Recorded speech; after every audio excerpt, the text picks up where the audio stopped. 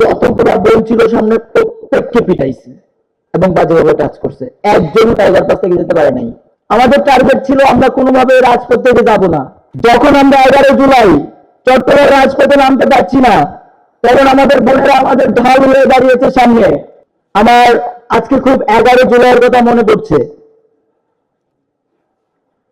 যেদিন আপনারা যে স্ট্যাচুটা দেখতে পান, এই স্ট্যাচুটা ক্রিয়েট হয়েছিল সেটা বীর চট্টগ্রাম রাজপথ থেকে। আমাদের মানুষ ওই দিন খুব বেশি ছিলাম না, সর্বোচ্চ 200 জন ছিলাম, আর পুলিশ ছিল 300 জন, তারও বেশি হতে পারে। আমাদের টার্গেট ছিল আমরা কোনোভাবে রাজপথ থেকে যাব না, যেভাবে হোক আমরা আমাদের কর্মসূচি বাস্তবায়ন করব। তো 11 জুলাই আমরা বটতলী রেল স্টেশন, যেটা চট্টগ্রামের মেইন রেল স্টেশন, ওখানে কর্মসূচি ঘোষণা করি।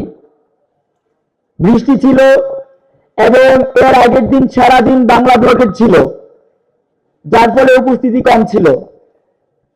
আমরা যখন দেখলাম রাস্তায় প্রায় 300 জন পুলিশ, আমরা শিক্ষার্থীরা 200 জন,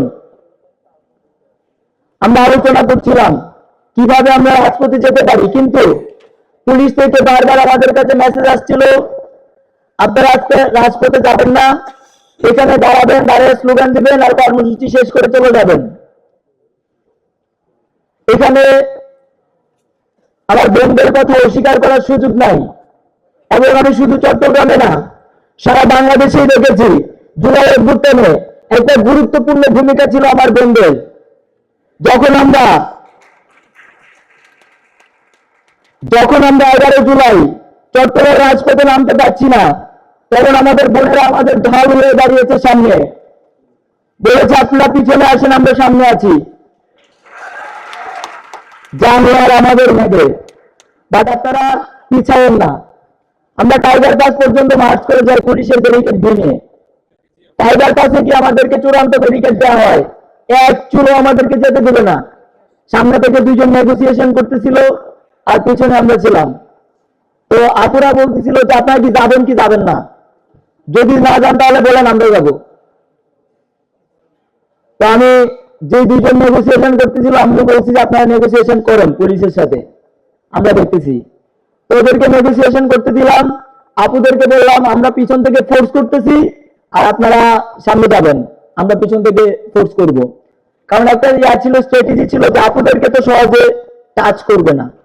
ধরেন আপনার একজন বোন অথবা আপনার একটা মেয়ে, তাকে যদি পরপুরুষ বা কোনো একটা ছেলে টাচ করে, মানে টাচ করে বাজেভাবে, এটা আপনি মেনে নেবেন? সম্ভব এটা? ওই দিন আপুরা সামনে ছিল, পুলিশ মহিলা খুব কম ছিল, পুরুষই ছিল বেশি, ওরা ছাড় দেয় নাই কারণে। যতগুলা বোন ছিল সামনে প্রত্যেককে পিটাইছে এবং বাজেভাবে টাচ করছে, একজন টাইগার পাস থেকে যেতে পারে নাই। আমরা 150 ছেলে দৌড়ায় সামনে চলে গেছি। তো আমরা ভাবছি কি যে সামনে আর কোনো ব্যারিকেড থাকবে না, হয়তো পিছনেই আছে।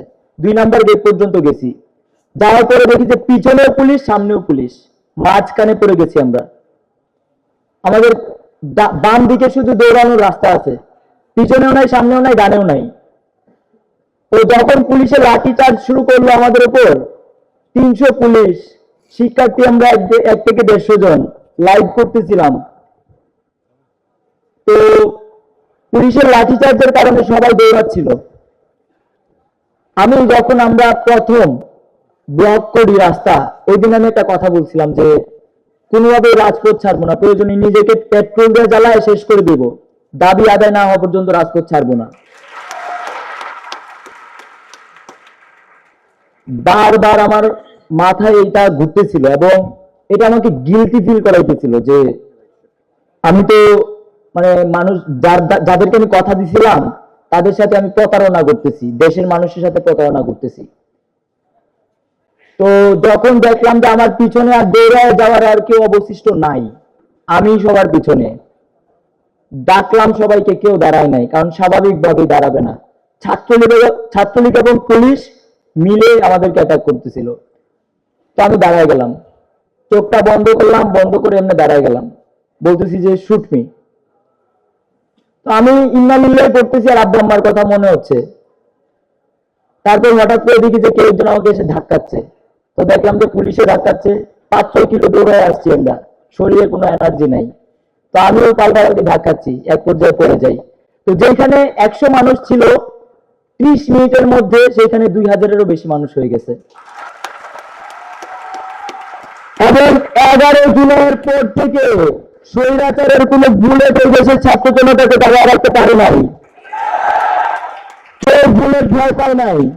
প্রতিযোগিতা শুরু হয়ে গেছে, কার আগে কে বুলেটের সামনে দাঁড়াবে। স্বৈরাচারের রক্ত চক্ষুকে উপেক্ষা করে আমরা আজকের এই মঞ্চে দাঁড়িয়েছি।